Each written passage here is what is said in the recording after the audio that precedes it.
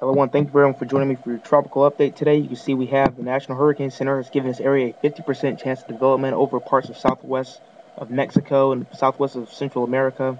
This storm right now is encountering some shear and dry air, but that will likely change over the next few days as we have upper ridging beginning to take effect. Excuse me, that was wrong. That's the E pointer. Here's the NAM model right now. The GFS, excuse me, is actually printing out a storm. There's the area low pressure right here where I'm circling it. The area low pressure which is going to develop. It has it around this area and moving off to northwest.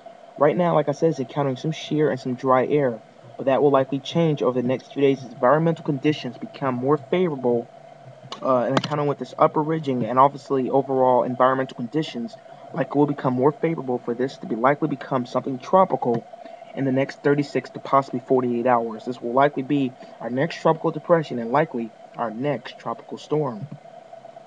Here's the name right now, showing pretty much upper ridging. This little line you see, this line right here you see driving around, this is part of the upper ridge. It's going to develop across this area. What's that mean is environmental conditions are going to become more favorable for the area that we're watching, which is right here, to develop into possibly our next tropical system. The region is going to be powerful enough that it's going to cut down on the shear and the lack of dry air around this area. So more environmental conditions are going to be in place that likely will have something developing over the next few days. As we move to northwest, current track right now has it hugging the coast of Mexico with the potential for some very heavy rainfall across those areas. Here's the Euro model showing the area low pressure hugging up against the Mexico coast. Moving off to northwest, just scraping against the Mexico coast along with some very heavy rainfall as a main threat. Earlier, the Euro model was showing it making landfall into Mexico, the southern coast of Mexico, but once again, that trend has been changing. Continue it hugging against the Mexico coast as the GFS and the NAM have been pointing out for the past few days. So the Euro is beginning to come in agreement with the GFS and the NAM model. Here's the water vapor imagery right now. You can see it's not terribly organized right now. That will change in the next few days as it heads off to northwest. You can see it's got some shear and even some dry air on the north side of the system, choking the thunderstorm trying to develop around the center. Even though it's just still a broad area of low pressures, will become tightened up over the next few days as it heads off to northwest.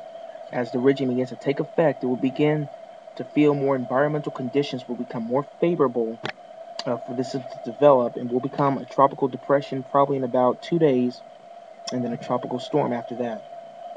That's the wrong one. Here we are. Here's the forecasting map right now. You can see it's calling for this system to likely become a tropical depression over the probably in about 24 to 36 hours and likely become a tropical storm in about 36 hours, which will give the name, I believe, is Beatriz.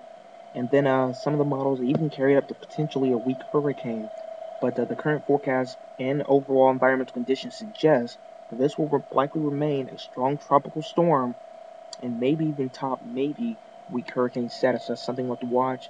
Right now, this doesn't seem like it's going to be a major hurricane like Hurricane Adrian was, but this will be something to watch over the next few days. Here's the overall shear model. You can see there's a ton of wind shear in the Atlantic, Caribbean, and the Gulf of Mexico. No room for anything to develop. But you can see that system we're watching over here is encountering a little bit of shear.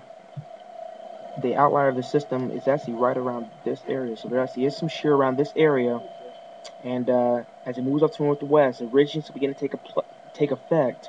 And we'll have some development across this area over the next few days.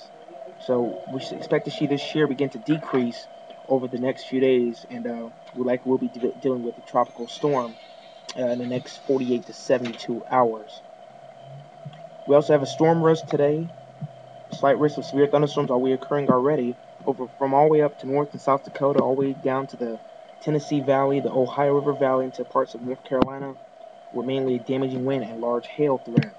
A bigger severe weather threat we're watching is the possibility of storms moving into the area by day 4 and day 5, the Monday to Tuesday next week time frame, with more of a possibly organized amount of severe weather over across parts of South Dakota, Nebraska, and Kansas, and then spreading into Minnesota, Iowa, and Missouri as into day 5, and then this threat will begin to expand and spread out to the east as we head beyond that. So that will be something to watch around the area. Stay tuned to the Hurricane and Talk Severe Weather chat page, and we'll continue to keep you updated on the latest severe weather.